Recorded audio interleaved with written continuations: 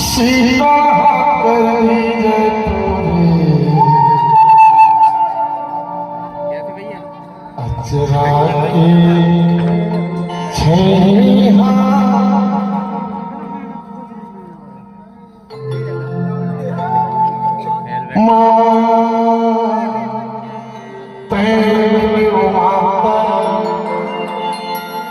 अचरा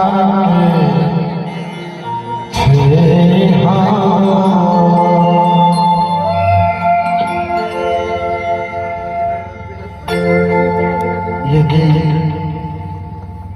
मैं अंतिम प्रस्तुति में इसलिए गा रहा हूं, पूरे मध्य भारत में ये मेरा पहला रिकॉर्डिंग है। आज से लगभग 30 साल पहले टेप कैसेट का जमाना था, टेप रिकॉर्ड में गाने सुनते थे। उस जमाने से डिंडौरी मंडला बालाघाट ये जो इलाका है जहाँ नर्मदा मैया बहती है, इस क्षेत्र में इस गाने का बहुत ही प्रभाव है। और ये जितने सारे मेरे कलाकार हैं, विधायक जी, कोई भी कलाकार 15 साल से नीचे तो है ही नहीं, इसलिए ये सब समस्त कलाकारों को पता है कि किस क्षेत्र में मुझे क्या गाना गाना है।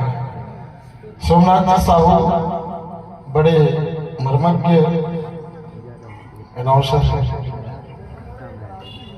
उन्होंने अनाउंस मेरे बगैर परमिशन के कर दी, क्योंकि उन्हें पता है कि भैया ये गाना यहाँ चलेगा। तो आजकल ये गाना यूट्यूब में भी सुनाई देता है, मैंने सुना है खुद। आप लोग भी सुनिएगा। टेप का जमाना तो खत्म, आने वाले वक्त में इसको और बहुत अच्छे से मैं रिकॉर्ड करूंगा, बहुत अच्छे से इसको शूट करेंगे और यूट्यूब में डालेंगे। इसलिए क्योंकि घुघरी का जो मंच है बहुत ऐतिहासिक मंच है। दर्शक भले ही कम हो, कोई बात नहीं। मेरा इंटरव्यू जो देखेंगे उन्हें पता हो जाएगा कि गोरेलाल बर्मन तो गांव के चौपाल से चलता है। मेरे गांव में 2-4 बड़े बूढ़े बैठते थे, उनको गाना सुनाता था अकेले। मुझे इससे कोई फर्क नहीं पड़ता। इस दुनिया में 2 तरह के गायक हुए। महफिल को खुश करने के लिए तानसेन गाया करता था और परम परमात्मा को खुश करने के लिए बैजू बावरा गाया। एक नंबर भाई, एक नंबर काम करेगा।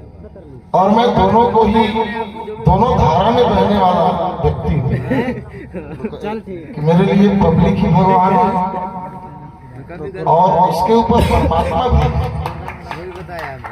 इसलिए मैं राजा शंकर साहब और रघुनाथ साहब समिति घुघरी के मंच की अंतिम प्रस्तुति अपने भावपूर्ण माता रानी को समर्पित कर रहा हूं। इसके बाद कोई फरमाइश नहीं होगी, क्योंकि ठंड में बहुत हालत खराब है। बजाने वाले बजा नहीं पा रहे।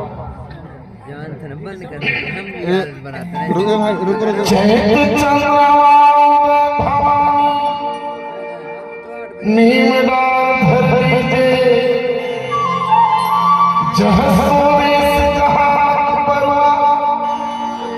सीता करी जय तोरे अचरा के छैहा तैर खले माता अचरा छैहा चैत